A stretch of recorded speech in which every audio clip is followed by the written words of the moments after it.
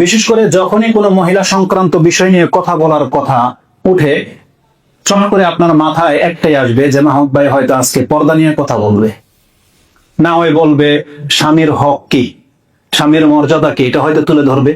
আর না হয় মহিলাদের বেহায়াপনা নিয়ে খুব কঠোর বক্তব্য দেওয়া হবে, যেটা আমাদের সমাজে সাধারণত হয়ে থাকে। আর না হয় ওই বাসরাতের আদব, মুক তুমুক এইসব বিষয় নিয়ে হবে।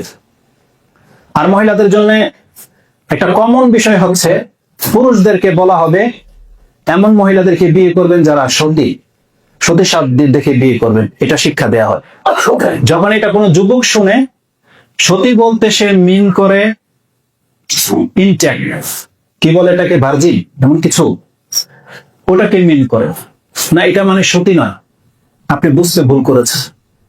পৃথিবীতে অনেক মহিলারা আছে যারা এখন পর্যন্ত তাদের লজ্জাস্থানকে সেভ করে রেখেছে, কিন্তু এ হচ্ছে অজ্ঞ, এ হচ্ছে জাহেল মহিলা, যে তার ধর্ম বুঝে না, যে তার রবকে চিনে না, কিন্তু আপনি তাকে সতী সাধ্য ভেবে বসে আছেন। আপনাকে সতী দেখে বিয়ে করতে বলে না ইসলাম, বলছে আপনাকে দিনদার মহিলা বিয়ে করছে।